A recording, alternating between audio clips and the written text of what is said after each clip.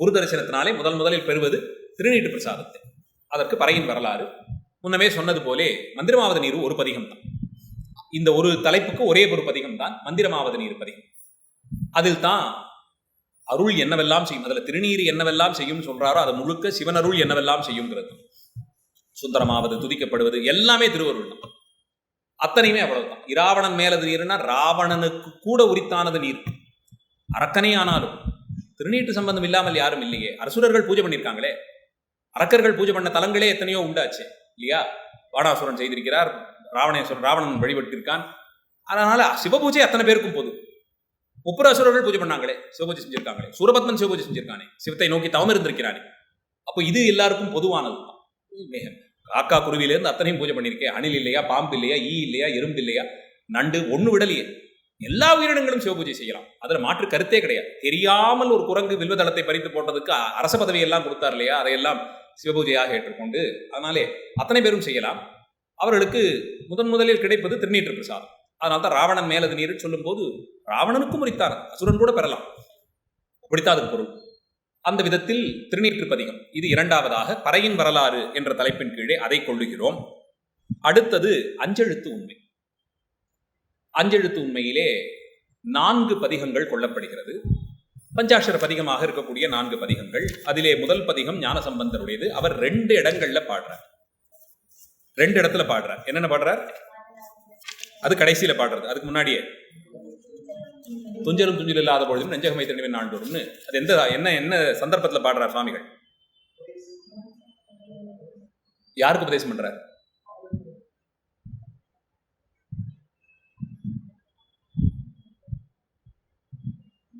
முதல் பஞ்சாட்சர சிறப்பை எந்த இடத்துல சொல்றார்? சுவாமிகளுடைய 7 வயது பூர்த்தியாகி உபநயன சம்ஸ்காரம் பல தேசங்கள்ல இருந்து வந்த வேதியர்கள்லாம் செய்யணுங்கிறதுக்காக கிரியை அவங்க செஞ்சாங்க. சுவாமிக்கு என்ன தெரியாது, இருந்தாலும் விதியை மீறக்கூடாதுங்கிறது. திருக்கல்யாணமும் அப்படியே தான். திருக்கல்யாணமும் அப்படித்தான். 16 வயது பூர்த்தி ஆகிறது, திருக்கல்யாணம் செய்து வைக்கணும்னு தந்தையாரெல்லாம் கேட்டபோது அந்தனர்களுக்கு அது கடமை விதிங்கிறதுனால திருக்கல்யாணம் செய்து கொண்டார். ஆனால் அது அந்த கல்யாணம் அந்த அம்மையாரையும் மோட்சத்திற்கு அழைத்து செல்வதற்கானது தான். சொக்கியார் என்ற அந்த பெண்ணையும் மோட்சத்திற்கு அழைத்து செல்வதற்கான ஒரு வியாஜம் தானே தவிர திருக்கல்யாணம் செய்து கொண்டாருங்கிறது ஒரு கிரியையாக பண்ணி கொண்டது. அந்த படிக்கு தான் உபநயன சம்ஸ்காரமும் கூட. அவருக்கு யார் இதை உபதேசம் செய்வது? அதனால் என்ன ஆச்சா, வந்த வேதியர்கள்லாம் எல்லாம் பண்ணி முடிச்சுட்டு சுவாமி திருவடியிலே விழுந்து நமஸ்காரம் பண்ணி உட்கார்ந்து கொண்டு எல்லாம் அத்தனை பேரும் பழுத்த பழங்கள். 7 வயது பாலகர் இவர். வந்தவர்கள்லாம் 60 வயது பெரியவர்கள். சுவாமியினிடத்தே வேதத்திற்கு பொருள் சொல்ல வேண்டும் என்று கேட்டுக்கொண்டார்களாம் அந்தனர். வேதத்திலே எங்களுக்கு விளங்காத இடங்கள் எல்லாம் இதெல்லாம் இருக்கிறது, இதற்கெல்லாம் பொருளருளி செய்யணும்னு சொல்லி ஞானசம்பந்தரிடத்தை கேட்டுக்கொண்டார்கள். இந்த சம்பந்தாதிகளையே உயிராக ஏன் கொள்றோம்னா, இவர்கள் உபதேசம் செய்து வைத்தது போலே எந்த பரம்பரையிலும் எந்த ஆச்சாரியரும் யாருக்குமே பண்ணி வைக்கணும். எம்பெருமான் உள்ளே இருந்து பேசியது இவர்களிடத்தே தான்.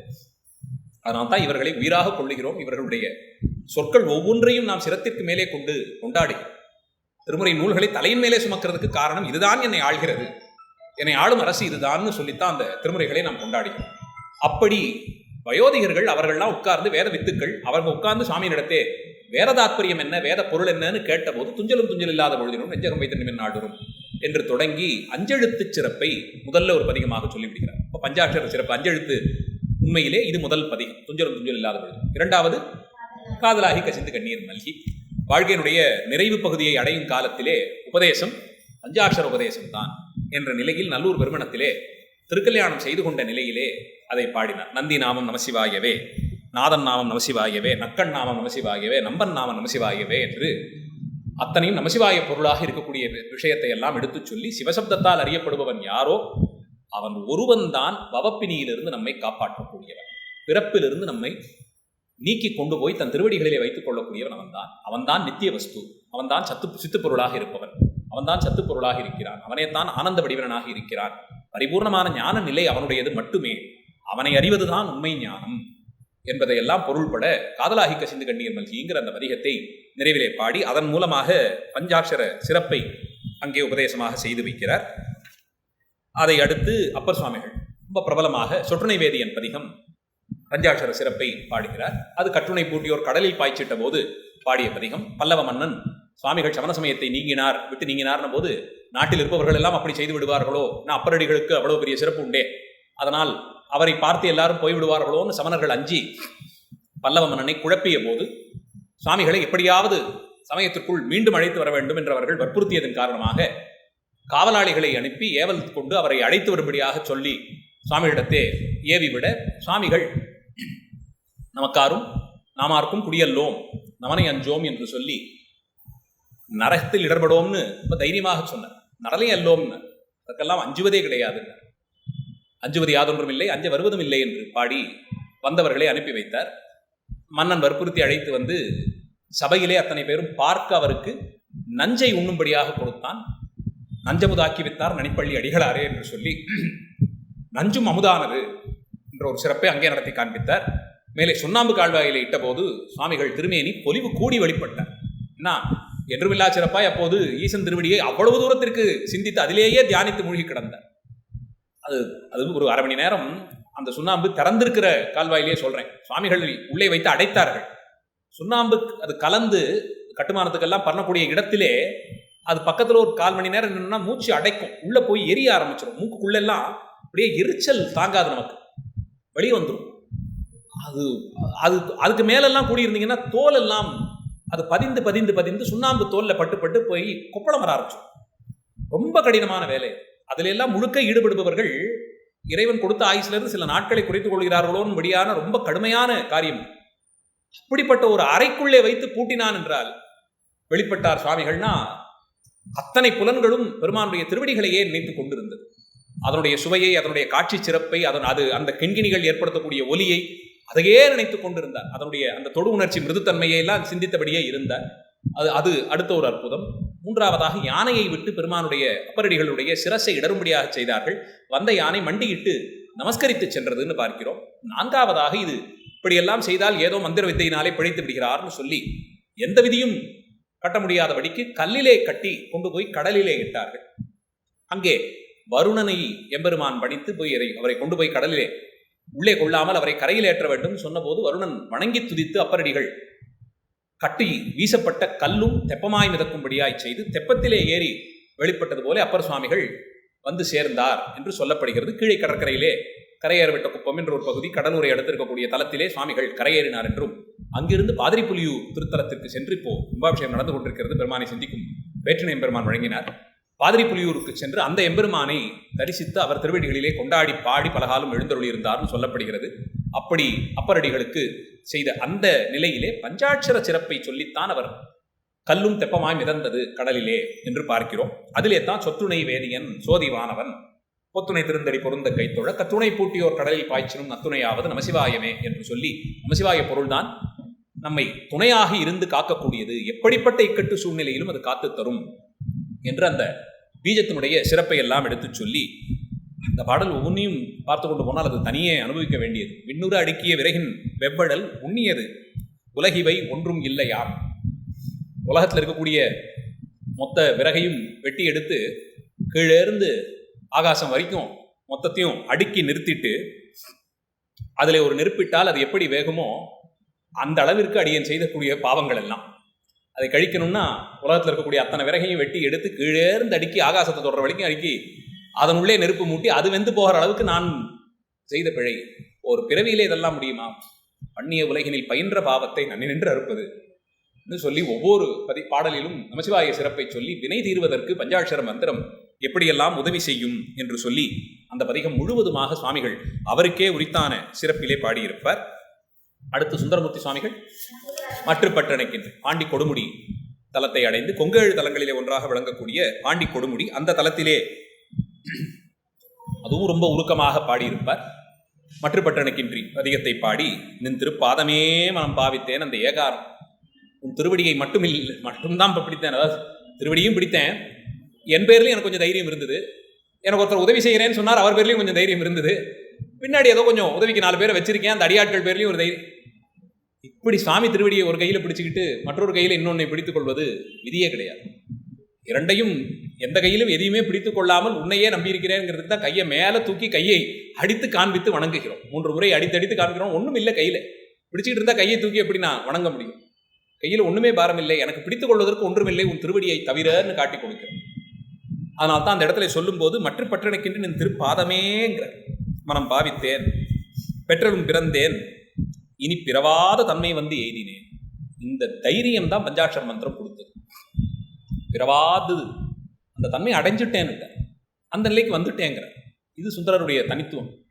மாணிக்கவாசக பெருமான் அதையே தான் அவரும் சொல்றார், அடைந்து விட்டேன்னுட்டார். 32வது வரி சிவபுராணத்தில் என்ன சொல்றார்? பொன்னடிகள் கண்டென்று வீடு உற்றேன்னார்ல. வீடு உற்றேன்னு அது இறந்த காலத்தில் சொல்லிடுறாரு. அடைஞ்சாச்சு, இப்போ பார்த்துட்டேன், நீ இதானே மோட்சம், தெரிஞ்சிட்டுதே, முத்தி இன்பம் வந்துருச்சேன்னு அங்கே வச்சு பாடுறார் இல்லையா? அந்த ஸ்திரத்தன்மை தான் இவர்களுக்கு. இங்கே வாழும் காலத்திலேயே முத்தி இன்பம் என்னங்கிறதுலேயே கூடி இருந்தார். அதனால்தான் இந்த அருளாளர்களை நாம் இறுகப்பற்றி கொள்ளுகிறோம். எப்படியாவது ஒரு நிலையில அதில் ஒரு வார்த்தையை பிடிச்சுக்கிட்டாவது ஈடேறிட முடியாதான்னு நம்பிக்கொண்டிருக்கிறோம். நானாக முயற்சி செய்வதற்கு இடமே கிடையாது. சமயத்தில் எதொன்றும் நாள் ஆகக்கூடியதே கிடையாது. எனக்கு இருக்கிற பிழைகளுக்கு போய் நின்று சுவாமி நடத்த நான் வற்புறுத்தி கேட்டேன்னா, அந்த புத்தகத்தை எடு, என்ன பண்ணியிருக்கான் இவன் பக்கத்தை திருப்பி என்ன கணக்குன்னு பாருன்னு சொன்னான்னா என்ன ஆகும்? நமக்கு நிற்க முடியுமா? எதிர்க்க வச்சிருக்காரு தானே, சிரமமாக ஒரு பெரிய புத்தகம் போட்டு ஒவ்வொருத்தருக்கும் 10 பக்கம் போட்டு வச்சிருக்காருல்ல. அதுலேயும் முன்ன பண்ணினது, அதுக்கு முன்ன பண்ணது, இப்போ இது இந்த நிமிஷம் வரைக்கும் பண்ணது, இந்த நொடி வரைக்கும் பண்ணதுன்னு 3ஆ பிரித்து வச்சு, அதுக்கு இதில் சேரும், இது அதில் சேரும், அதுக்கு இவ்வளவு தான் குறையும், இதுக்கு இவ்வளவு கூடும்னு சொல்லி எவ்வளவுக்கு கணக்கு இதில் இருக்குது. அது அவ்வளவு சுலபமாக முடிஞ்சிருமான்னு. ஆனால் அதை நினச்சி பார்க்கணும். ஒவ்வொரு சன்னதிக்கும் போய் நிற்கும் போது உரிமையெல்லாம் ஆச்சாரியர்கள் மூலமாக வந்தது மட்டும்தான். என்ன ஒரே தைரியம், நான் சம்பந்தர் பதிகம் 2 கற்றுக்கிட்டு வந்திருக்கேன் சாமி, அதை சொல்லிட்டு ஓடி போயிடுறேன்னு நிற்கலாம். அந்த வார்த்தையை கேட்குற வரைக்கும் விட்டு வைப்பார். அப்புறம் சாமி இந்த தளத்துக்கு வந்தாராம், அழுது ஏதோ 2 பதியம் பாடினாராம், ஏதோ உங்கள் அருளில் அந்த 2 பதியம் ஏதோ நெட்ரு பண்ணிட்டேன், அதை மட்டும் ஓரமாக நின்று சொல்லிட்டு போயிடுறேன். அதை கேட்டுப்பார். அந்த வாக்குகளை கேட்பேன். எந்த அளவில் எப்படி பாடினாலும் அந்த வாக்குகளை பெருமான் கேட்டுக்கொள்வார். அதுக்கு மேலே நானான்னா கணக்கு புத்தகத்தை தான் எடுப்பார். அதனால் ஆச்சாரியர் திருவடிகளையே கதியாக பிடித்துக்கிட்டு 4 பொத்தாளை உயிர்த்துணையேன்னு சொன்னது சத்தியமா. அது ஏதோ ஒரு வணக்கத்திற்காக, ஒரு சிறப்புக்காக, எதுகை மோனைக்காக சொல்லப்பட்டது இல்லை. இந்த 4 பேரை விட்டா வேறு கதி இல்லைங்கிற எண்ணத்தினால தான் இந்த பொத்தாள் என் உயிர்த்துணையேன்னு கொண்டாடும். இதை இவங்க சொல்ல கேட்டோம்னா நிக்கட்டும், இதை தானே பேசுகிறான், பேசுகிற வரைக்கும் அந்த வரைக்கும் சொல்லட்டும் அப்படின்னு சாமி கேட்பார் அந்த வாசலை நின்று. அதுக்கு மேலே என்னுடைய சுயத்திலேருந்து பேசுகிறேன்னா அவர் தன் சுயத்தோட கூடி இறங்க ஆரம்பிச்சுட்டாருன்னா நம்மளால தாங்க முடியாது இல்லையா?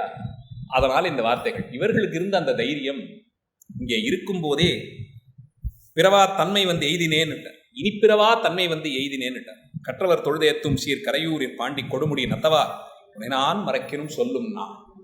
உன்னை நான் மறக்கினும் நாவ் எப்படி சொல்லும்னு ஒரு கேள்வி வருது. சாமி மறந்துட்டேன், நாக்கு மட்டும் எப்படி சொல்லும்? கடைசியாக அடங்குற உணர்ச்சி செவி உணர்ச்சியா. அதுக்கு முன்னாடி உள்ளுக்குள்ளே துடிச்சிக்கிட்டு இருக்கிற நாக்கு. சிந்தனையெல்லாம் கூட மட்டி போயிடும் சில சமயத்தில்.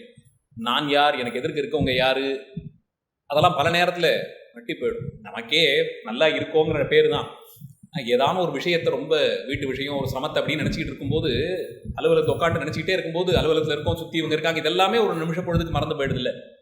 யாரோ வந்து உலுக்கி எழுப்பினோடனே தான் என்னன்னு அசந்து எழுந்திருக்கிற அளவுக்கு போயிடுதில்லை. அது உணர்ச்சிகள் அவ்வளோ தூரத்துக்கு நம்மை சிறையில் வைக்கும். இதுவே 70 வயசு 80 வயசு ஒவ்வொன்றா எல்லாம் குறைஞ்சிக்கிட்டு வந்துருச்சு. ஒவ்வொன்றா குறைச்சாச்சு.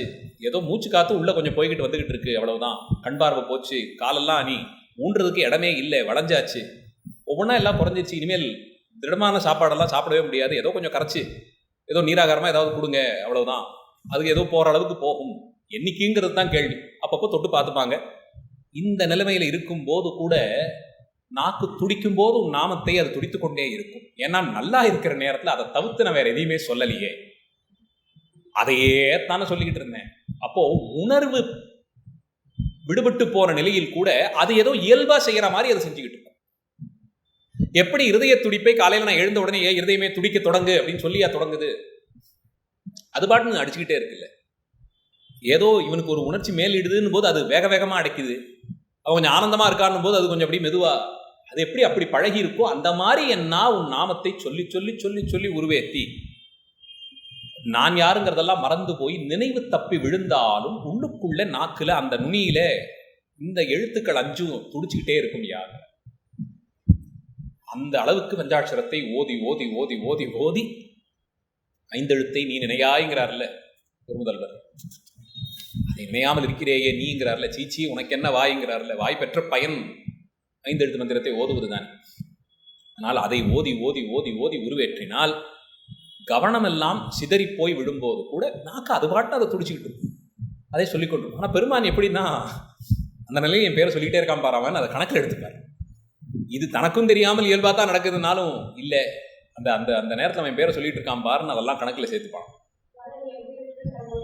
அதே மாதிரி தான் அது தன் வேலையை அது பாட்டுன்னு விளையாட்டாக செஞ்சத்தை பார். பிரதோஷ காலத்தில் நமக்கு நம்ம 2 பேர் உட்காந்துருக்கோம் தெரிஞ்சு அது பார் வில்வார்ச்சனை பண்ணிச்சு இல்லை, குளிர இவ்வளவு வில்வங்களை பறித்து போட்டதே, அதுக்கு ஒரு ராஜபதவி கொடுத்துட்டு போவோம்னு அம்பிகையை முன்னிட்டு அந்த குரங்கிற்கும் ஒரு ராஜபதவி கொடுத்தார் இல்லையா. அந்தபடிக்கு இதையும் கணக்கிலே கொள்ளுவான் பெருமான்.